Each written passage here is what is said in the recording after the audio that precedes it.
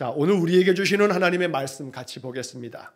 오늘 우리에게 주시는 하나님의 말씀은 마가복음 6장 30절에서 34절까지의 말씀입니다. 마가복음 6장 30절로 34절까지의 말씀을 봉독하겠습니다. 사도들이 예수께 모여 자기들이 행한 것과 가르친 것을 낱낱이 고하니 이르시되 너희는 따로 한적한 곳에 가서 잠깐 쉬어라 하시니 이는 오고 가는 사람이 많아 음식 먹을 겨를도 없습니다. 이에 배를 타고 따로 한적한 곳에 갈새 그들이 가는 것을 보고 많은 사람이 그들인 줄 안지라. 모든 고을로부터 도보로 그곳에 달려와 그들보다 먼저 갔더라. 예수께서 나오사 큰 무리를 보시고 그 목자 없는 양 같음으로 인하여 불쌍히 여기사 이에 여러 가지로 가르치시더라. 아멘. 자, 우리 옆에 있는 분들과 함께 한번 인사 한번 나누겠습니다. 앞에 뒤에 옆에 분들하고 한번 축복합니다 하고 한번 인사하겠습니다.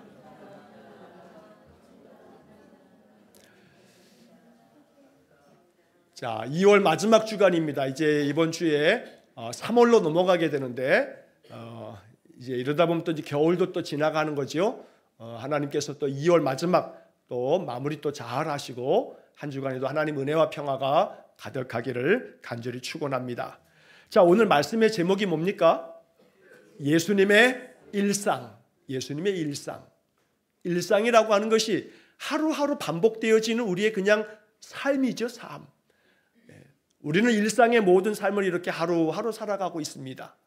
그런 모든 일상이 다 모이면 이제 인생이 되지요. 그런데 오늘 성경 본문의 이야기와 함께 오늘이 매일 성경 본문은 44절까지 이렇게 쭉 이어집니다만 35절서부터 44절은 그 유명한 오병이어 기적 이야기가 적혀 있습니다. 오병이어 기적 이야기는 유일하게 4개 복음서에 다 기록되어져 있는 기적 이야기입니다. 유일하게. 무슨 얘기냐면 마태, 마가, 누가, 요한복음에서 예수님이 행하신 많은 기적 이야기들이 있는데 어떤 것은 마태, 마가, 누가에만 있거나 혹은 마태, 누가에만 있거나 아니면 마가에만 있거나 아니면 요한복음에만 있거나 이런 기적들이 있거든요. 그런데 4개 복음서에 다 기록되어져 있는 유일한 기적이 오병이어 기적이에요. 다른 많은 기적들은요, 다른 성경에는 없는데, 다른 복음서에는 없는데 요 복음서에만 있다든지 뭐 그렇게 기록이 돼 있어요. 그런데 마태, 마가, 누가, 요한 이 4사람이 복음서를 기록하면서 다 기록한 하나의 기적은 뭐라고요? 오병이어 기적이에요. 오병이어 기적. 그만큼 오병이어 기적이 아주 중요한 의미가 있는 거죠. 오병이어에 대한 이야기는 오늘 설교 본문으로 제가 읽지 않았습니다만 뒤에서 이 부분의 의미들을 오늘 본문과 함께 아울러서 이야기를 할 겁니다. 자, 오늘 본문의 이야기를 읽어보면 예수님께서 그 앞에서 우리가 예수님이 제자들을 이렇게 둘씩 짝지어서 파송을 했죠. 전도 사역을 한 겁니다. 제자들을 일정 기간 훈련하시고 난 다음에 소위 말해 실습을 시킨 거예요. 제자로서 실습을 보낸 건데, 자, 이 제자들이 얼마 동안 다녀왔는지는 알 수는 없어요. 그러나 아마 한참 동안의 시간 동안 제자들이 가서 많은 일들을 했어요. 자, 중요한 것은 이제 오늘 본문 30절에서는 그 제자들이 다 이제 예수님께 약속된 시간이 딱 되어서 모였습니다. 그런데 오늘 본문에 보면 30절 말씀에 뭐라고 시작되냐면 사도들이 예수께 모여 자기들이 행한 것과 가르친 것을 낱낱이 고하니, 제자들이요 어깨가 으스으스 이만큼씩 올라갔을 거예요. 왜요? 자기들이 가서 복음을 전하고 회개하라 선포하고 그러면서 병자들을 막 고치고 귀신을 쫓아내고, 그러니까 얼마나 으쓱했겠어요. 주님, 우리가 가서 이렇게 했더니 이런 일들이 벌어졌습니다. 그러면서 정말 그냥 막 어깨가 들썩들썩 올라가면서 주님 앞에 보고를 합니다. 자기들이 행한 것과 가르친 것을 낱낱이 고했다. 자, 그런데 그 제자들에 대한 이야기를 하면서 이 30절의 말씀에서는 그 제자들을 뭐라고 표현하냐면 사도들이라고 표현해요. 사도들. 이 사도라고 하는 말이요, 마태복음에는 딱 한 번 나오고요, 마가복음에도 딱 한 번 나와요. 오늘 본문에 한 번 나와요. 요한복음에는 사도라는 말이 안 나와요. 누가복음에는 사도라는 말이 무지무지하게 많이 나와요. 누가복음은요, 누가가 기록을 했는데 누가가 기록한 복음서의 1편은 누가복음이고 2편은 사도행전이에요. 그러니까 누가복음은 사도행전과 함께 짝을 이루는 거거든요. 그래서 누가복음하고 사도행전에는 사도라고 하는 단어가 무지무지하게 많이 나와요. 그만큼 이 누가는 사도라고 하는 것에 굉장히 많은 메시지를 담아 전하고 있는 거예요. 그런데 이 마태나 마가는 딱 한 번씩만 사도라고 하는 말을 쓰는데, 우리가 지금 마가복음을 읽는 거니까 마가복음 이 6장 30절에 사도들이라고 말해요. 사도들이. 자, 누가복음에서 사도라고 하는 말을 그렇게 많이 강조하는 것은 나중에 이제 누가복음의 이야기를 나눌 때 제가 그 부분을 정리를 한번 할 거고, 자, 오늘 마가복음에서 제자들을 부르셔서 제자들을 함께하면서 훈련시키셨는데 이 6장 30절에 와서 사도들이라고 말해요. 이 사도라고 하는 말은 헬라어 성경의 헬라어 단어는 아포스톨로스. 아포스톨로스. 이 아포스톨로스라고 하는 이 말은 보냄을 받은 자라는 뜻이에요. 보냄을 받은 자. 그러니까 주님이 제자들을 보냈단 말이에요. 너희들 가서 실습 한번 하고 와 하고 보냈어요. 보냄을 받은 자. 이게 사도인 거예요. 선생님이 누구를 아무개야 하고 부른 다음에 야, 너 가서 이거 좀 해라 하고서 심부름을 보냈어요. 그러면 그 아이는 선생님의 심부름을 딱 받고 이제 가는 거죠. 가서 선생님이 심부름대로 이러이러한 것들을 선생님이 원하는 대로 한 다음에 딱 와서 선생님한테 선생님 이렇게 했어요 라고 할 거지요. 이 아이는 선생님의 보냄을 받았으니 이 아이는 뭐예요? 사도인 거예요. 사도. 보냄을 받은 자라고 하는 말이 사도라고 하는 말이에요. 그러면 저와 여러분들은 다 뭐예요? 사도예요. 사도. 따라해 보세요. 나는 사도다. 나는 사도예요. 나는 사도. 나는 보냄을 받은 자라 이 말이에요. 생일 때 생일 축하 노래를 부르죠. 생일 축하합니다. 생일 축하합니다.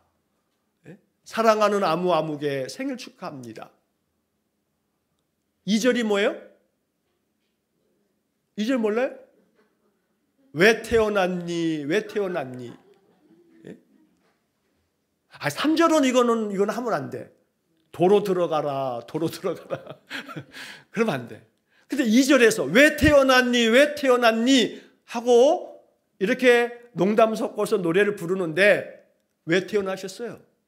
우리는 태어나고 싶어서 태어난 사람이 한 사람도 없어요. 태어나고 싶어서 태어난 게 아니에요. 우리 하나님이 보내셔서 이 땅에 온 거예요. 보내셔서. 이게 성도들의 신앙 고백이에요. 하나님이 나를 보내셨다 이 말이에요. 이러한 인생관을 가지고 사는 게 신자예요. 하나님이 나를 보내셨다. 그래서 그 보내심을 받은 신자들은 하나님이 나를 보내셨으니까 괜히 보냈겠어요? 목적이 있는 거죠. 목적이 있는 거예요. 여러 목적이 있겠습니다만 저는 그렇게도 생각해요. 인생 여행하고 와라 너. 인생으로 가서 인생 여행하고 행복하게 인생 여행하고 와라 하면서 보냈을 거예요. 그러니까 인생을 어떻게 살아가야 돼요? 행복하게 살아야죠. 자, 그런데 그것만 있는 건 아니에요. 하나님은 하나님의 구원 역사를 이루려고 우리에게 세상을 보내면서 이 세상 속에서 하나님의 그 뜻을 이루도록 우리를 부르시기도 했어요. 보내시려고 우리를 불러서 하나님 말씀으로 가르치시고 하나님의 은혜를 경험하게 하고 그 다음 보내시는 거예요. 제자들을 부르셔서 가르치시고 훈련시킨 다음 그들을 보냈거든요. 그래서 보냄을 받고 난 다음에 제자들이 보내심을 받고 가서 많은 가르침을 베풀고 여러 가지 행하는 기적들을 베풀고 그리고 난 다음에 돌아와서 보고하는 거거든요. 그러니까 부르신 다음에 우리를 말씀으로 양육하고 훈련시키시고 은혜를 경험하게 한 다음에 보내시더라 이 말이에요. 주일마다 모여서 우리가 예배하고 말씀 듣고 기도하고 찬양하고 내 마음이 하나님 앞에서 영적으로 단련되고 그 다음에 보내심을 받는 거예요. 가정으로, 일터로, 나의 삶의 모든 자리로 보내심을 받은 자. 그러니 나는 보내심을 받은 자다, 사도다 라고 하는 그런 믿음을 가지셔야 되는 겁니다. 보내심을 받았으니까 가가지고 아무렇게나 하면 돼요, 안 돼요? 안 되는 거예요. 안 되는 거예요. 나라의 대통령이 대통령을 대신해서 다른 나라의 대사를 임명해요. 그 대사는 대통령의 위임을 받아서 이 대한민국을 대표하는 한 사람으로서 그 나라에서 외교적인 모든 일들을 총괄하는 거예요. 오늘 우리는 하나님 나라에서 이 땅에 보내심을 받은 하나님의 대사이기도 해요. 그러므로 대사는 자기 마음대로 하면 안 돼요. 국가를 대표해서 그 직임을 감당하는 거거든요. 우리 성도들이 그런 마음으로 사도의 의식을 가지고 있는 사람, 이 사람이 진짜 신자예요. 오늘 우리 안에 나는 하나님께 보내심을 받은 사람이야. 보내심을 받았는데 직장에서 맨 땡땡이만 치고 앞에서만 눈 가리면 아웅하고 항상 그냥 사람들과의 관계 속에서는 그냥 거짓말만 해대고 아주 이기적인 마음으로 자기만 알고, 그럼 그 사람을 통해서는 하나님을 볼 수가 없지요. 예수님의 향기를 느낄 수가 없어. 이 사람이 아무리 교회 열심히 나와서 교회에서 온갖 일을 해도 그 사람은 뭐라고요? 교인이에요. 교인. 그냥 교인. 교인이 다 신자는 아니다. 교인이 다 신자는 아니다. 우리는 교인 되려고 하는 사람이 아니고 신자 되려고 하는 사람이에요. 그러니까 보내심을 받은 자로서 하나님 앞에서 우리의 사명 잘 감당할 수 있기를 축복합니다. 예수님께서 제자들의 이야기를 다 듣고 얼마나 기쁘셨을까. 그리고 제자들에게 이야기해요. 너희는 따로 한적한 곳에 가서 잠깐 쉬어라. 푹 쉬어라 가 아니고 잠깐 쉬어라. 잠깐 쉬어라. 잠깐 쉬라는 것은 잠깐 쉬고 또 어떻게 하라는 거예요? 일하라고, 또 일하라고. 그러나 중요한 것은 쉬어라, 쉬어라. 주님은 일하시는 것뿐만 아니라 쉼을 필요로 하다는 것을 아셔요. 그래서 그 다음 이야기를 보게 되면 오고 가는 사람이 많아 음식 먹을 겨를도 없습니다. 그래서 배를 타고 따로 한적한 곳에 갈세. 그러니까 쉼을 위해서 한적한 곳으로 가자고 제자들을 데리고 가시는 거예요. 왜냐하면 그냥 있으면 음식 먹을 겨를도 없이 쉴 수 없으니까. 그러니 우리의 삶에서 쉼을 갖는 것은 대단히 중요한 신앙적 행위입니다. 쉼이 필요해요. 쉼 없이 달려가면 안 돼요. 쉼 없이 달려가다 보면 언젠가는 그 삶이 망가져요. 쉼이 필요해. 그러니까 우리의 마음속에 이 쉼을 갖지 못하는 거, 이거 어찌 보면 인생의 참 가슴 아픈 강박증이에요. 워크홀릭이라고 하죠. 일 중독. 그러면 안 돼요. 쉼이 있어야 돼요. 그래서 우리의 삶 속에 하나님, 내 삶에 쉼이 있기 원합니다 라고 하는 것이 있어야 되는 거죠. 그 삶의 쉼을 위해서 하나님은 우리 일상의 삶에서 요즘에는 5일째 근무 다 이제 이렇게 그런 형편들이 많이 되어지기도 하지만 그렇지 못한 형편도 물론 많이 있어요. 그러나 할 수 있어서 쉼을 갖는 날이 정해지면 말 그대로 요즘 세상 사람들 그러잖아요. 물멍, 불멍, 멍하니 있는 그런 시간들이 필요하다. 많은 사람들이 그런 얘기들을 해요. 맞아요. 그런 쉼이 필요해요. 자, 그런데 주님은 이렇게 음식 먹을 겨를도 없이 그 분주함 속에서도 쉬어라. 그래서 한적한 곳으로 데려가세요. 우리의 삶에 이런 한적한 곳이 있기를 축복합니다. 나의 삶 속에서 그 한적한 시간, 조용히 고요히 내 마음에 쉼을 갖는 그런 삶이 있도록 우리의 삶을 더러는 조종할 때는 조종해야 돼요. 또 그러면서 그 영적인 쉼을 위해서 우리는 거룩한 주일을 예배하는 것이고, 한날의 하루의 삶 속에서도 충전되어지는 시간을 위해서 우리는 아침마다 또 예배하는 것이고, 말씀 시간들을 갖는 것이고, 그러니까 어찌되었든 이 쉼의 시간은 충전의 시간이다. 아무것도 안 하는 것은, 아무것도 안 하는 무익한 시간이 아니라 쉼은 곧 충전이고, 그 충전의 시간이 우리 인생에 다 필요하다. 몸도 쉼이 필요한 거고 마음과 영혼도 쉼이 필요하다는 겁니다.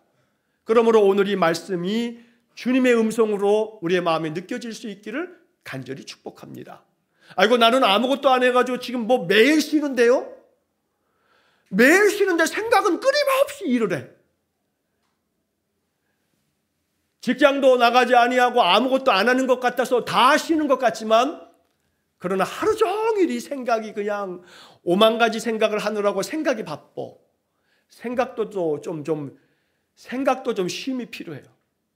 이거 어찌하면 좋을지 하나님께 물어보세요. 하나님, 내 생각이 너무나 분주하고, 얼마나 생각이 바쁘고 얼마나 생각이 부지런한지, 그냥 앞으로 될 일까지도 그냥 진작에 가가지고 이렇게 될 건데 저렇게 될 건데 어떻게 하면 좋을까, 아이고 어떡해 하면서 막 괴로워해가지고 잠도 못 자. 아직 되지도 않은 일을 벌써부터 생각해가지고 염려하는 거, 이것도 쉼이 없는 인생이에요. 그러므로 내 모든 인생의 삶에 정말로 하나님 참된 쉼이 있기를 원합니다. 수고하고 무거운 짐진 자들아 다 내게로 오라. 내가 너희를 어떻게 해요? 쉬게 하리라. 쉬게 하리라. 이 속에 담겨진 복음을 늘 가지고 살아야겠습니다. 자, 그런데 이렇게 해서 예수님 배 타고 한적한 곳으로 제자들과 쉬러 가는데 사람들이 그 모습을 보고 그냥 안 있는 거예요. 그래가지고 막 많은 사람들이 따라가는데, 그 다음 33절에 보니까 모든 고을로부터 도보로 그곳에 달려와 그들보다 먼저 갔더라. 야, 이 사람들 봐요.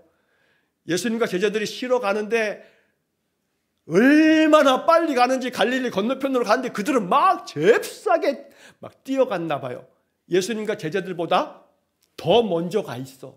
더 먼저 가 있어. 그들이 먼저 갔더라 이래요. 그러니까 예수님과 제자들이 쉴 틈이 있어요, 없어요? 그나마 배 타고 가는 시간이 쉼이네. 그런데 예수님이 그렇게 먼저 와 있는 사람들을 보시면서 그 다음 마지막 34절의 말씀에 보니까 예수께서 나와서 큰 무리를 보시고 그 목자 없는 양 같음으로 인하여 불쌍히 여기사 이에 여러 가지로 가르치시더라. 주님께서 딱 보니까, 야, 저 사람들이 우리보다 먼저 와 있다. 우리보다 먼저 와 있는 그 사람들을 보면서 예수님은 어떤 마음이냐면, 여기 지금 말씀처럼 불쌍히 여기는 마음이 생기는 거예요. 얼마나 간절하면, 얼마나 애타는 마음으로, 얼마나 이 문제가 해결되어야 할 문제가 그렇게 괴로웠으면 우리보다 먼저 저렇게 도보로 우리는 배로 이렇게 왔는데 저렇게 우리보다 먼저 올 만큼 얼마나 마음 급하게 간절하게 이렇게 먼저 와 있을까.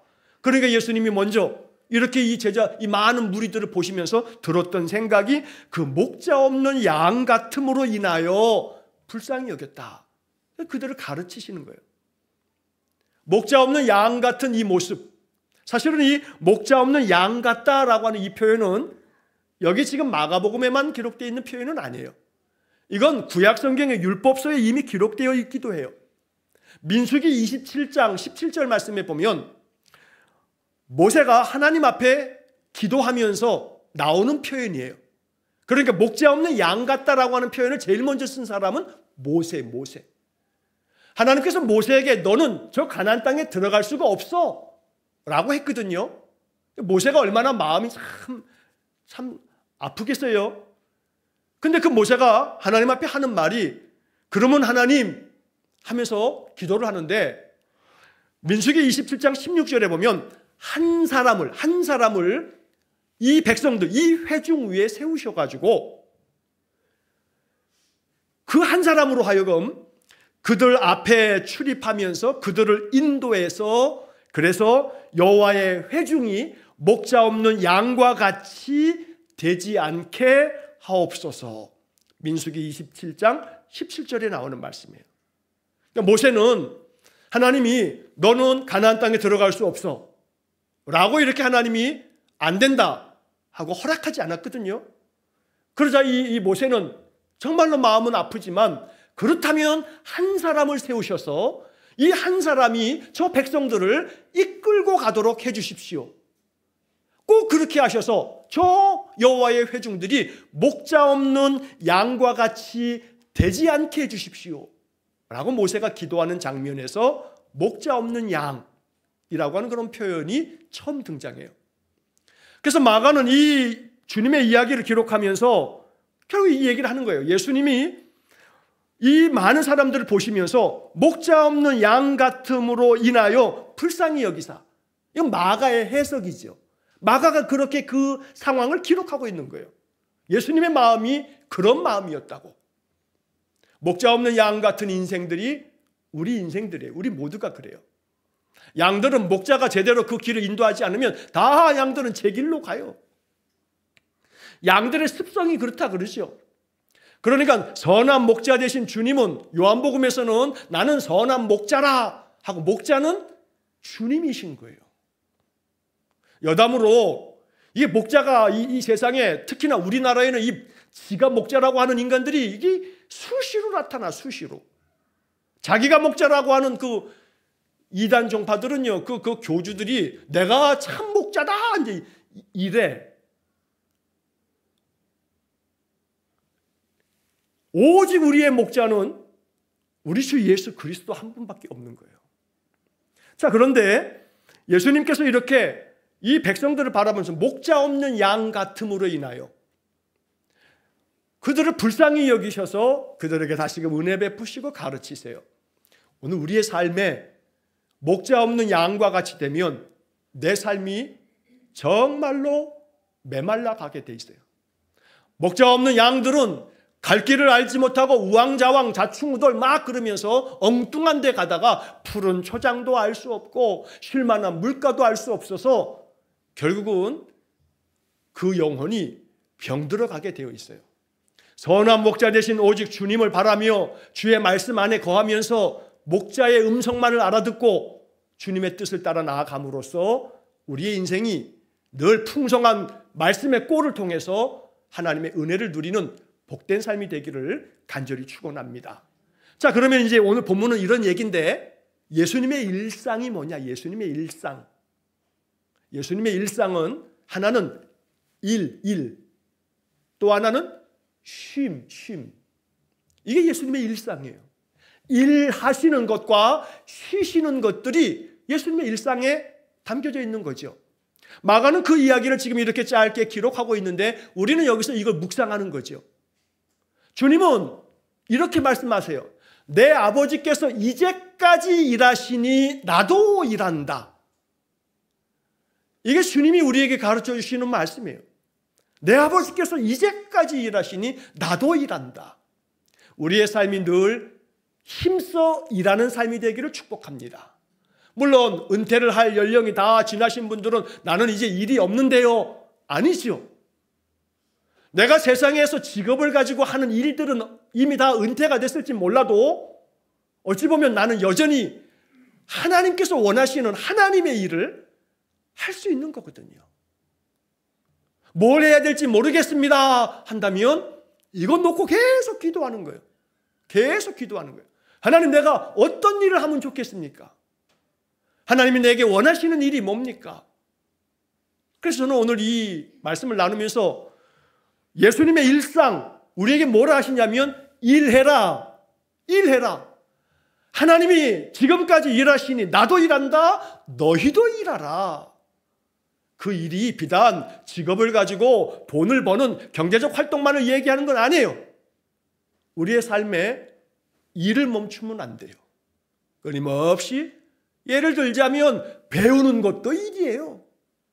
배우기를 힘쓰는 것도 일이고 여러 가지 모양으로 내가 일할 수 있는 것, 이것이 우리에게 일상이 되어야겠다. 또 하나는 그 일과 함께 우리에게 뭐가 필요해요? 쉼이 필요하다. 쉼이. 그래서 일과 쉼, 이 두 가지가 내 삶을 균형 있게 만들어가는 그런 삶이 될 수 있기를 간절히 축원합니다. 자, 그런데 이제 그 가운데 이런 모든 것들 속에 예수님의 이제 마음을 헤아리는 거예요. 예수님의 마음에는 오늘 본문에 마지막 34절에 적혀 있는 것처럼 불쌍히 여기는 마음이 있어요. 불쌍히 여기는 마음. 여러분이 불쌍히 여기는 마음은 다르게 이야기하면 이것은 공감하는 마음이에요. 공감하는 마음. 함께 느끼는 마음이에요. 내 일상의 삶이 좀 공감적인 그런 마음을 가지고 살아가는 것, 이건 참 좋은 신앙이에요.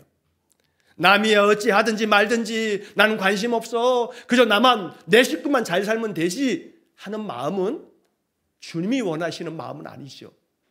그러니까 일과 쉼 속에서 자칫하여서 나만 생각하는 이기주의자가 되면 안 돼요. 주님은 그 일상 속에서 우리에게 뭘 보여주냐면 불쌍히 여기는 마음, 공감하는 마음. 바로 이런 마음을 우리의 일상의 삶 속에서 가져야 한다고 마가는 우리에게 말씀하는 겁니다. 그래서 예수님의 그 공감하는 불쌍히 여기는 마음의 그 이야기를 바로 이어서 오병이어의 이야기를 통해서 들려주는 거예요. 자, 이 오병이어의 이야기는 예수님께 찾아온 이 많은 사람들 예수님 가르치시잖아요. 계속 가르치다 보니까 그날도 때가 저물었어요. 저녁이 됐어요. 그러니 이 사람들에게 이제 먹을 걸 줘야 되잖아요. 먹을 것을 다 먹고 와야 되는데 그 빈 들에 한적한 곳으로 왔기 때문에 뭐 가서 음식을 장만할 곳도 없이 살 곳도 없으려니 와. 그래서 오늘 본문의 말씀 우리가 34절까지 읽었습니다만 그 다음 말씀을 보게 되면 37절에 뭐라고 말씀하시냐면 예수님께서 이렇게 이야기를 해요. 너희가 먹을 것을 주라. 너희가 먹을 것을 주라. 그랬더니 제자들이 아이고 우리가 가서 200데나리온의 떡을 사다가 먹여야 되겠습니까? 200데나리온. 1데나리온은 성인 남자가 하루 일해서 벌 수 있는 품삯이에요. 그러니까 200데나리온이라고 하면 200일치의 품삯이야. 그러니까 사실은 적지 않은 액수의 이 음식이 필요하다는 얘기를 하는 거죠.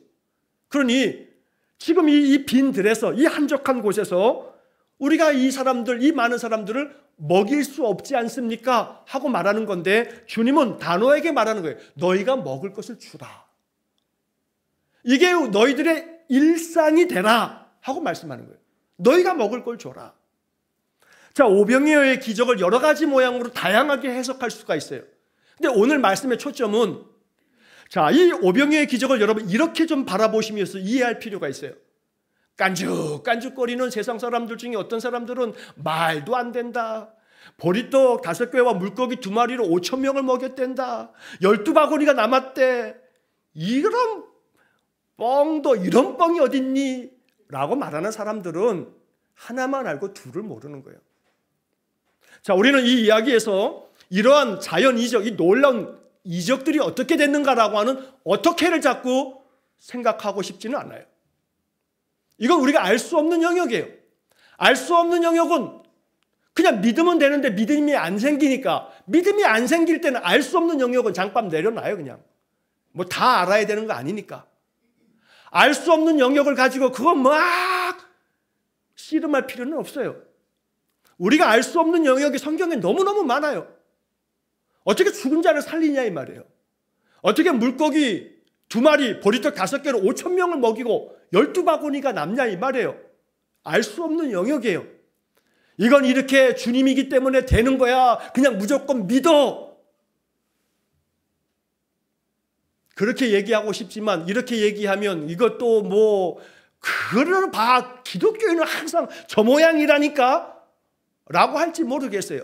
믿어지면 창조하신 하나님이 믿어진다면 까짓거 이거 안 믿어질 건 없지만 이건 잠깐 접어두자고요. 이 말씀이 우리에게 뭘 얘기하냐? 뭘 얘기하냐? 자, 그러면 알 수 있는 영역만 생각해 보자고요. 알 수 있는 영역만. 어떻게 이런 일이 벌어졌는가? 알 수 없는 영역은 잠깐 내려놓고 우리가 알 수 있는 것만 붙잡아 보자고요. 너희가 먹을 걸 줘라. 할 길이 없어요. 그 다음 말씀에서 38절에 주님이 말씀하세요. 너희에게 떡 몇 개나 있는지 가서 보라. 이게 중요한 거예요. 너희에게 떡 몇 개가 있는지 가서 봐라. 그랬더니 떡 5개와 물고기 2마리가 있습니다. 가져와라. 가져왔어요. 이어지는 말씀의 41절에 보면 예수께서 떡 5개와 물고기 2마리를 가지사 하늘을 우러러 축사하시고, 쉬운 성경에 보면 하늘을 우러러 보시며 감사 기도를 드리셨습니다. 보리떡 5개와 물고기 2마리를 가지고 예수님 감사 기도를 드리시고 난 다음에 이것을 떡을 떼어서 제자들에게 주면서 나누어 줘라 그러는 거예요. 그러면 여기서 또 한번 알 수 없는 영역은 잠깐 접어두자고요. 보리떡 5개를 다 떼어주는데 떼어줘도 계속 떡이 나오는 거야. 와, 대단한 마술사지요. 근데 이거는 알 수 없는 영역이죠. 알 수 없는 영역이에요. 이게 어떻게 이렇게 되느냐? 설명할 수가 없어요. 이건 잠깐 내려놓자고요. 이거 잠깐 접어두자고요. 그 다음에 하시는 말씀은 뭐냐면 이 모든 것들을 감사 기도하시고 난 다음에 나누어 주게 하시고, 자, 표현이 그래요. 제자들에게 주어 사람들에게 나누어 주게 하시고, 또 물고기 2마리도 모든 사람에게 나누심에, 나누어 주게 하시고 나누심에, 나눈다는 표현을 2번을 사용하셔요. 나누는 거예요. 나누는 거예요. 그럼 가만히 보세요. 오늘 본문에서 우리가 딱 붙잡아야 할 말씀이 있어요. 너희가 먹을 것을 줘라. 너희에게 떡이 몇 개나 있니? 감사 기도하시고 나누어 주게 하셨다. 요게 골자예요. 요게 골자. 너희가 먹을 걸 줘라.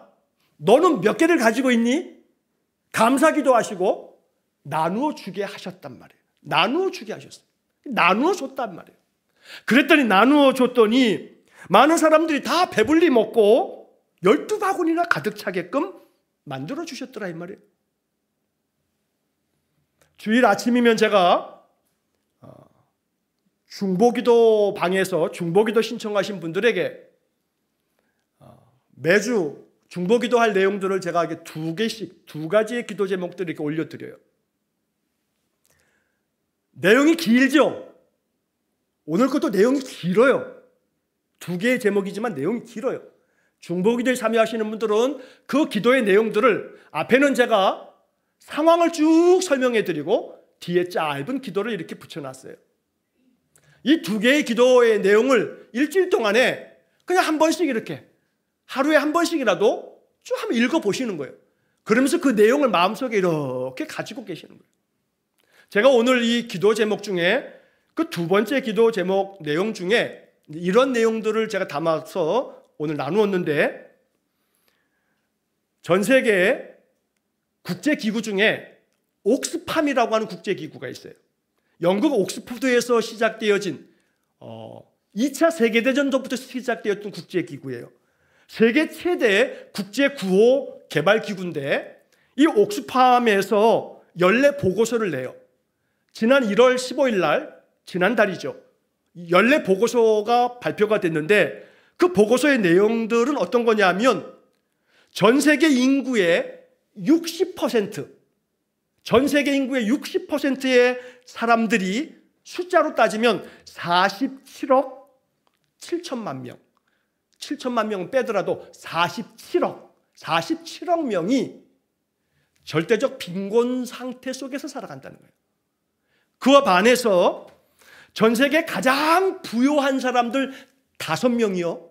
전 세계 가장 부자들, 이 5명이 가지고 있는 재산이 이 코로나를 지나면서 2배 이상 뛰었대요. 근데 이 사람들이 가지고 있는 전 세계 가장 부유한 사람 5명의 그 재산을 다 합하면 그 재산이 얼마냐면 8,690억 달러. 이게 우리나라 돈으로 하게 되면 1,157조 9,400억. 5명이 1,157조 9,400억 원. 우리나라 돈으로 5명의 재산이 말이에요. 전 세계 인구 중에 80억이 넘는 인구 중에 상위 1%, 상위 1% 사람들이 가지고 있는 그들의 그 재산이, 금융재산이 전 세계 모든 금융재산의 59%를 가지고 있대요. 상위 1% 사람들이. 자, 그러면 생각해 보세요. 상위 1% 사람들이, 아니, 좀 전에 말씀드렸던 5명 사람들 중에서 한 사람이라도 이 오병이어의 기적에 나왔던 그 아이처럼 내 거가 여기 있습니다 하고 자기가 가지고 있는 것들 중에 자기가 평생 살고 자기가 한 10대 10대 자손들까지 다 살 정도의 재산 남겨두더라도 어마어마한 돈들을 국제기구에다가 다 내놓을 수 있어요. 그래요, 안 그래요? 그런 거예요. 세계 1%, 전 세계 상위 1% 사람들이 말이에요.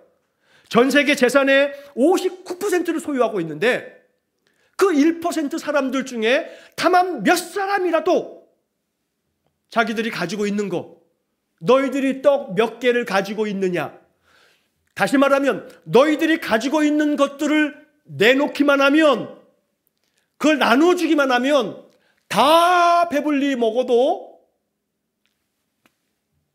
남을 만큼 될 거야 라는 이야기를 하는 거예요. 그러면 이제 마지막 결론이에요.